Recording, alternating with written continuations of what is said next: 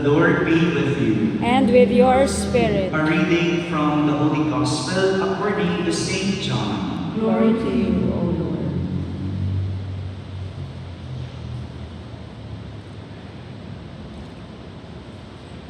Jesus said to his disciples, "As the Father loves me, so I also love you.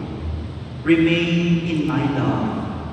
If you keep my commandments, you will remain in my love, just as I have kept my Father's commandments and remain in his love.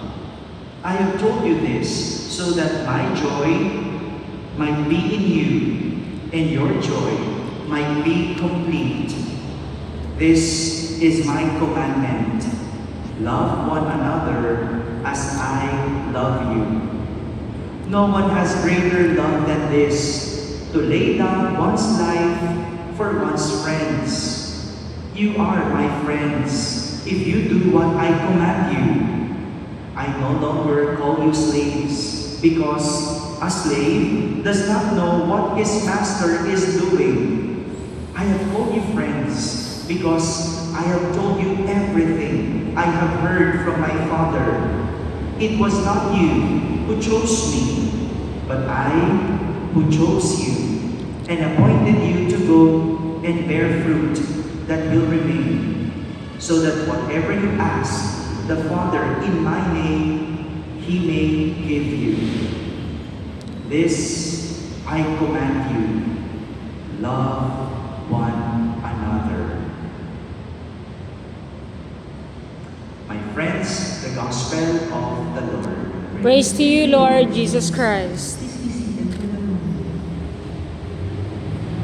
Good afternoon, my dear brothers and sisters. Good afternoon, Father. Our Gospel for today is teaching us where to find joy. Sabihin niyo nga po, joy. Joy. Sa panahon ngayon, parang ang hirap maging masaya. Ano po? Mahirap ba? Hello? Sa nangyayari ngayon, masaya po ba kayo? Hindi, di ba? Nakakabuha. No? Parang, ano ba? Nakakaloko. Yung parang gano'n yung feeling, no? Pag siseryoso yung nangyayari ngayon, well, you know what I mean, if you are aware of what is happening right now. No? Parang nakakaloko. Noon ang tapang-tapang, di ba? Tapos ngayon, tatakbo-takbo kung nadapa pa. Di ba? Nakakaloko. O ngayon, wala na siya. Sabi sa balita, wala na siya. Tapos ngayon, sasabihin ng mga pulis, o sige, hainan ng sampina. Nung nandiyan, hindi nyo hinahina. Para bang, di ba? Parang pelikulang Pinoy, kung kailan huli na sa kadarating yung pulis. Maria Jose, paano nasasaya? Diba? Kayod tayo ng kayod. Tapos hindi tumataas ang sweldo, pero ang bilihin tumataas, tapos ganyan sila.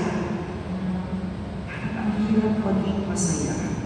And very fittingly, Jesus in our gospel is teaching us not to be happy, but to be joyful. Magkaiba yun.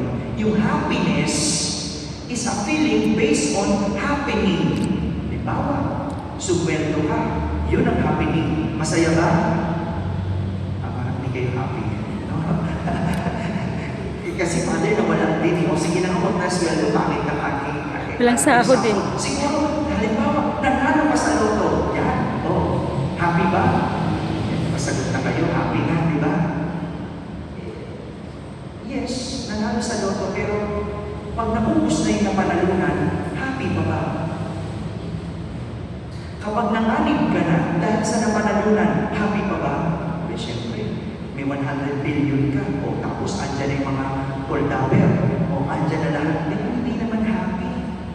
It's because happiness is based on happenings. But what is it? Jesus is teaching us is to be joyful. And how is it to be joyful? To be friends with God.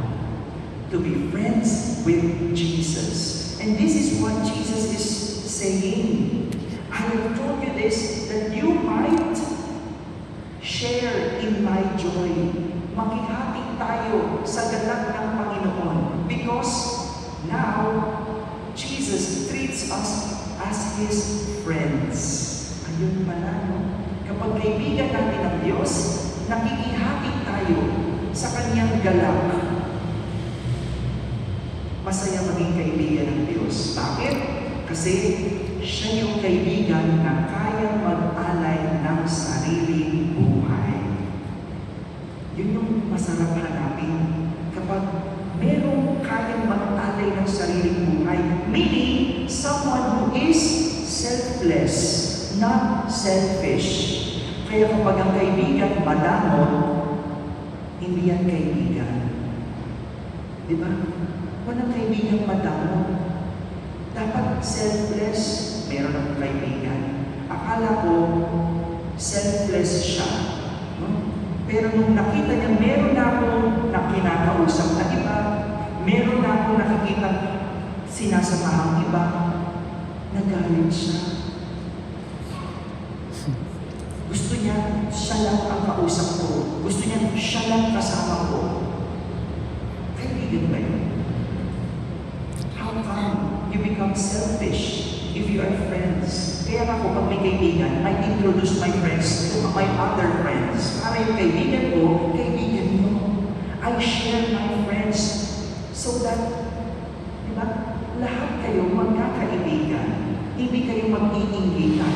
Hindi kayo magseselosan. At ganoon ang Panginoon, pag kaibigan mo Diyos, kaibigan mo rin ang kaibigan ng Diyos. Kaya hindi ka dapat nagsiselos. Hindi mo sinasabi, bakit siya blessed? Bakit siya magaling? Bakit siya matalino? Bakit siya pumasa? Hindi. Because you are all friends. Kung siya magaling, eh baka talented ka. O kung siya malakas, eh baka naman iba yung sa'yo. Eh, lahat tayo, we have our own relationship with God. Pero when we find that relationship, Jesus said, you will share in my joy. Magiging kahati ka sa aking kagalakan.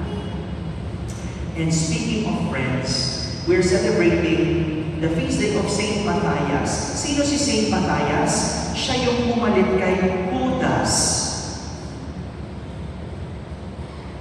Si Judas, isa sa 12.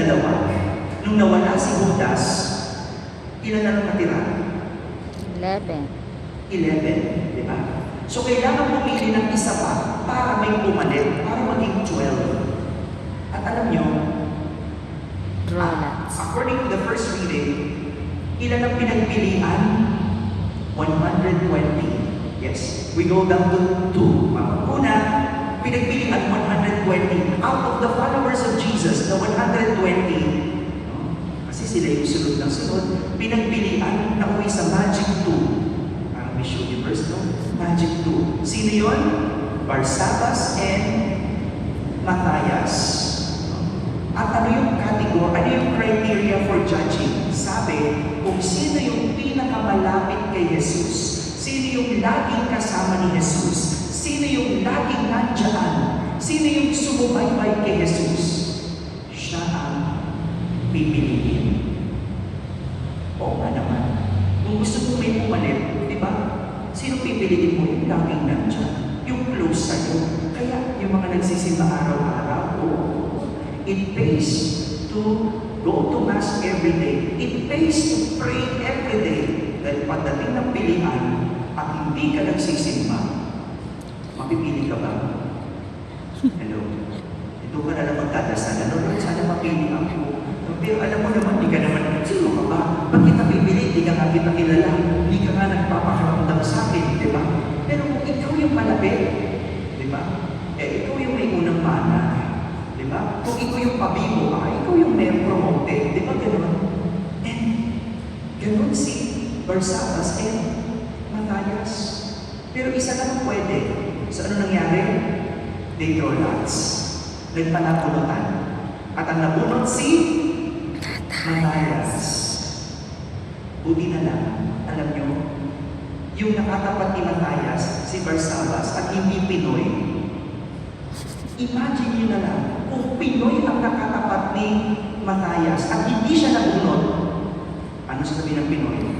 Daya yan. Di ba? Ganyan ang Pinoy, di ba? Kaya nga pag-raffle, gusto natin lahat kailangan manalo. Di ba?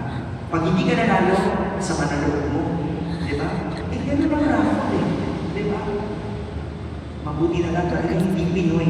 Itong si Barsabas. Pag Pinoy ako, nagsuntukan pa yun. No? Di ba? Piling mo na daya ka. If you're going to look at it, you may see, wow, ang swerte naman ni Matthias. At mala si Barsabas. Is that how you see it? Actually, no. Why? Sino pinalitan ni Matthias? Si Judas. Anong ginawa ni Judas? Pinagkanulo si Jesus. Pinagpalit si Jesus. Saan? Sa pera. How much? 30 pieces of silver. Imagine mo yun. But what happened to Judas? When he realized he lost his friendship with Jesus, even though he had money, he was not happy. He was so sad. He realized, hindi pala pera yung magpapasaya sa akin. Nawala yung kaibigan ko. Tinraidor ko ang kaibigan ko. And so what he did? Pilit niyang ibalik yung pera. Ano sabi sa kanya? Wala na. Nakuha ko na si Jesus. Sa'yo na yung pera. And what he did? Nagpakamatay. Why? He's not happy. At ganun pala, kahit dami mong pera, hindi ka masaya. At yan ang nangyayari ngayon, kahit may 6 billion ka, masaya ba? Hello? Di ba? Tatago pa yung tago, di ba? Hindi ka pumasok ng 6 months, may sweldo ka naman. Masaya ka ba? Masaya ba siya? Hindi. Ngayon nagtatago, aanin mo yung pera mo. Di ba? Hindi kasi sa material na hanap ang saya. Nasaan? Sa pakikipagkaibigan sa Diyos. And this is what Matthias did. Alam nyo, hindi masaya ang buhay ni Matthias. Bakit? Dahil ang pinalitan niya, traitor. Imagine niyo na lang, ano tingin sa kanya ng mga alagad? Baka mag-traitor din ito Di ba? Parang yung jowa mo, na pinalay mo na traitor ka, yung sumunod, para kami trust issue, di ba? Kontikibon mo sa kapupunta. Sino kasama mo? Kasi, di ba? Kasi yung dati pumalit, traitor eh. Tapos yung ngayon, binabantayan mo. And that was Matthias did. But you know, because Matthias was a true friend of Jesus. Kahit anong sabihin ninyo, he remained with Jesus. He stayed with Jesus. Why? Because he is friend with Jesus. They're friends. Bakit kaya magkaibigan? Kasi may galak kapag kaibigan ang Diyos. And this is what we need right now. Ang hirap maging masaya. Pero pwede tayo maging magalak. Tinatawanan na tayo natin ito. Natatawa ko, yung video na tumatakbo, hinahabol. Anong ginawa ng mga Pinoy? Nilagyan ng music. Di ba? Nilagyan ng music, di ba? Natatawa na lang tayo. Pero kung siseryosohin mo, nakakainis. Gusto na lang natin humanap ng panandalian saya. Pero hindi pa rin dyan. Ang tunay na saya, mahanap kapag kaibigan natin ang Diyos. Amen? Amen. Amen. Please all stand.